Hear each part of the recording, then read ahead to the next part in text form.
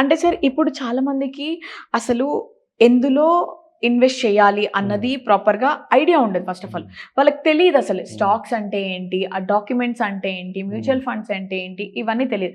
వీటికి సంబంధించి కొన్ని యాప్స్ ఉన్నాయని కూడా తెలీదు సార్. హ్మ్. వీటికి సంబంధించి చాలా మంది కెరియర్ ఆప్షన్స్‌ని కూడా సెలెక్ట్ చేసుకుంటున్నారు. ఎందుకంటే హ్మ్. తెలీదు కాబట్టి అని చెప్పేసి కోర్స్ తీసుకోవడం కానీ, ఇన్‌స్టిట్యూషన్స్‌లో జాయిన్ అవ్వడం కానీ అలా నేర్చుకుంటున్నారు. ఈవెన్ హ్మ్. చాలా ఇంట్రెస్టెడ్‌గా ఉన్నారు పిల్లలు కూడా. అవునండి. సో, నేను మిమ్మల్ని ఆ క్వెషన్ అడిగితే, మీరు ఎలాంటి ఇన్‌స్టిట్యూషన్స్ ఉన్నాయి అని చెప్పేసి వాళ్ళకి సజెషన్స్ ఇస్తారా sir? If in case stock మార్కెట్‌ని ఒకవేళ కెరియర్‌గా చూజ్ చేసుకోవాలి అనంటే వాళ్ళకి ఎలాంటి ఫ్యూచర్ ఉంది? యాక్చువల్‌గా స్టాక్ మార్కెట్‌లో కెరియర్ చాలా బెస్ట్ ఉంటదండి. హ్మ్.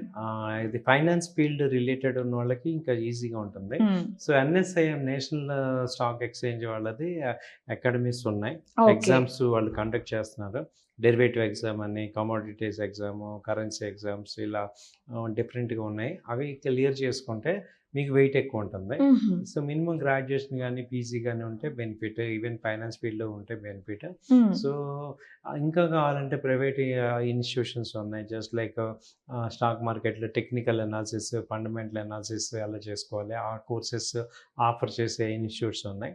వాటిల్లో జాయిన్ అయ్యి నేర్చుకోవటం వల్ల మీకు హ్మ్. బెనిఫిట్ అవుతుంది. ఓకే. స్టాక్ మార్కెట్‌లో కెరీర్ అంటే ఇప్పుడు ఒకటి అడ్వైజరీ రోల్‌లో ఉంటుంది. ఒకటి ట్రేడింగ్ చేపించడం గానీ, అలాగే కంపెనీస్‌లో ఇంటర్మీడియేటరీస్ రోల్స్ ఇవన్నీ ఉంటాయి. బానే ఉంది హుహుహు. స్టాక్ మార్కెట్ కెరీర్ బానే ఉంటుంది. ఓకే.